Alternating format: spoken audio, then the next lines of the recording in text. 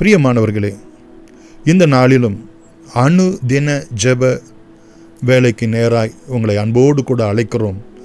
இந்த நாளிலும் அனுதின ஜெபத்துக்கென்று ஆதாரமாக நாம் தெரிந்து கொள்ளுகிற வேத பகுதி உபாகம புத்தகம் 11ஆம் அதிகாரம் 9வது வசனம் முதற்கொண்டு 12வது வசனம் மட்டுமாய் உள்ள பகுதியிலே, நீங்கள் சுதந்தரிக்கப் போகிற தேசத்திலே நீடித்து வாழவும் நீர்ப்பாய்ச்சலான நிலத்தை உடையவர்களாய் இருக்கவும் கர்த்தர் உங்களை விசாரிக்கவும் நீங்கள் ஜெபிக்க வேண்டும் என்று சொல்லி அங்கே குறிப்பிடப்பட்டிருக்கிறதை நாம் பார்க்கிறோம். கர்த்தருடைய பரிசுத்த நாமத்துக்கு மகிமை உண்டாவதாக. 9வது வசனத்திலே பார்க்கிறோம், நீங்கள் சுதந்தரிக்க போற தேசத்திலே நீங்கள் நீடித்து வாழ வேண்டும் என்று. தொடர்ந்து நாம் ஜெபிக்கலாம். அன்புள்ள பிதாவே, ஆண்டவர் இரட்சகருமாகிய இயேசு கிறிஸ்துவின் நாமத்தினாலே இந்த வேளையிலே உம்முடைய சமூகத்திலே நாங்கள் வந்திருக்கிறோம்.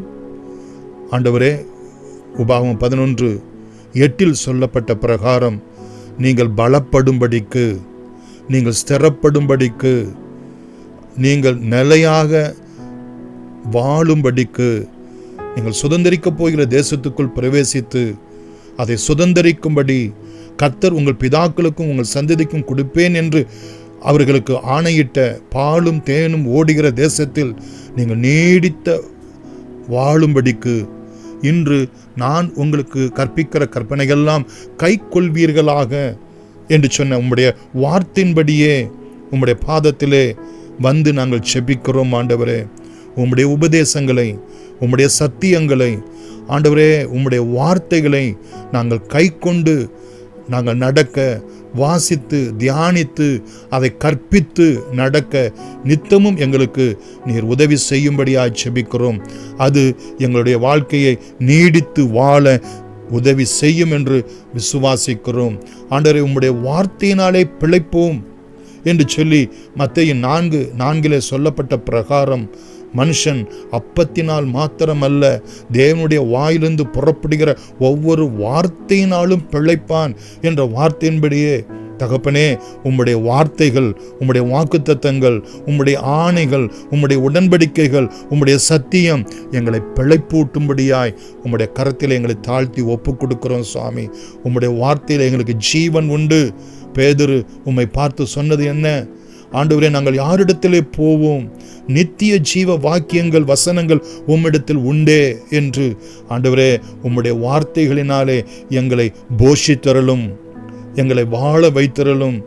ஆண்டவரே, நாங்கள் 10வது வசனத்திலே உள்ளதான வேத பகுதியின் பிரகாரம், நீ சுதந்திரிக்கப் போகிற தேசம் நீ விட்டு வந்த எகிப்து தேசத்தை போல் இராது. அங்கே விதையை விதைத்து கீரை தோட்டத்திற்கு நீர் பாய்ச்சுகிறது போல உன் காலால் நீர் பாய்ச்சி வந்தாய் என்று சொன்ன வார்த்தையின்படியே ஆண்டவரே, நாங்கள் விட்டு வந்ததான எங்களுடைய பழைய வாழ்க்கை, எகிப்தினுடைய வாழ்க்கை, ஆண்டவரே, உமக்கு நாங்கள் தூரமாய் இருந்த நாட்களின் வாழ்க்கை, அது ஒரு நம்பிக்கையற்ற ஒரு வாழ்க்கை, அது காணியாட்சிக்கு புறம்பான வாழ்க்கை என்றெல்லாம் நாங்கள் எபேசியர் 2ஆம் அதிகாரத்திலே பார்க்கிற வண்ணமாக அப்படிப்பட்ட ஒரு வாழ்க்கை நாங்கள் வாழாதபடிக்கு தகப்பனே, நாங்கள் விதைத்தால் அது 30, 60, 100 மடங்காய் பலன் கொடுக்கும் என்று சொல்லி வேதத்திலே வாக்கு கொடுத்திருக்கீங்கப்பா. ஈசாக்கு விதைத்தான், கர்த்தர் அவனை 100 மடங்கு ஆசீர்வதித்தீர் என்று சொல்லப்பட்ட வசனத்தின் பிரகாரம் ஆண்டவரே, உம்முடைய பிள்ளைகள் எடுக்கக்கூடிய ஒவ்வொரு பிரயாசங்களையும் தகப்பனே, அதை 30, 60, 100 பெருக பண்ணி உம்முடைய நாமத்திற்கே துதி, கனம், மகிமை உண்டாகும்படியாய் உம்முடைய பாதத்தை நாங்கள் ஜெபிக்கிறோம். எங்களுடைய பிரயாசங்களுடைய விளைச்சலை ஆசீர்வதிங்க. பிள்ளைகளுடைய படிப்பின் விளைச்சல்களை ஆசீர்வதிங்க. பிள்ளைகளுக்கு ஏற்ற நல்ல எதிர்காலங்களை கொடுத்து ஆசீர்வதிங்க. ஆண்டவரே, எங்களுடைய சரீரத்திலே நாங்கள் சாப்பிடுகிற உணவு எல்லா விதத்திலும் தகப்பனே ஆரோக்கியத்தை விளைய செய்யும்படியாய் ஜெபிக்கிறோம். ஆண்டவரே, தீதான எந்த பழக்க வழக்கமோ உமக்கு பிரியமில்லாத காரியங்களை நாங்கள் செய்கிறதோ இராதபடிக்கு ஆண்டவரே தகப்பனே, உமக்கு முன்பதாக நாங்கள் பிழைத்திருக்கிறவர்களாய், ஜீவித்திருக்கிறவர்களாய் ஆண்டவரே, நீர்ப்பாய்ச்சலான தோட்டத்தை போல, வற்றாத நீரூற்றை போல எங்களை நித்தமும் நடத்தும்படி உம்முடைய பாதத்தை கரத்திலே ஒப்பு கொடுத்து நாங்கள் செபிக்கிறோம் ஆண்டவரே.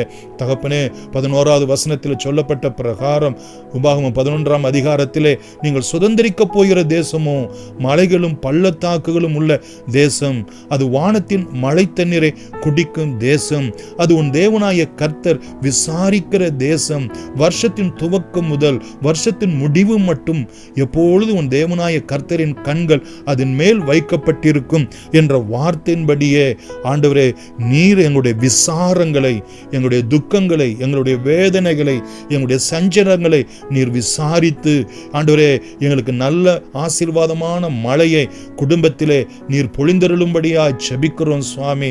ஆண்டவரே, அது மலைகளும் பள்ளத்தாக்குகளும் உள்ள தேசம் என்று சொல்லப்பட்ட பிரகாரம் ஆண்டவரே தகப்பனே, உச்சிதமான கோதுமையினாலும் ஆண்டவரே எங்களுடைய குடும்பத்தை நீர் திருப்தி ஆக்கும்படியாய், கண்மலையின் தேனினால் எங்களுடைய குடும்பத்தை திருப்தி ஆக்கும்படியாய், என் ஜனம் நான் அளிக்கும் நன்மையினால் திருப்தி ஆவார்கள் என்ற வார்த்தையின்படியே தகப்பனே, அது மலைகளும் பள்ளத்தாக்கும் உள்ள தேசமாய், வானத்தின் மழையை தண்ணீரை குடிக்கும் தேசமாய் எங்களுடைய குடும்பம், எங்களுடைய சபை, எங்களுடைய தேசம் விளங்க அனுகிரகம் செய்தருளும்படி உம்முடைய பாதத்தில் நாங்கள் செபிக்கிறோம் சுவாமி.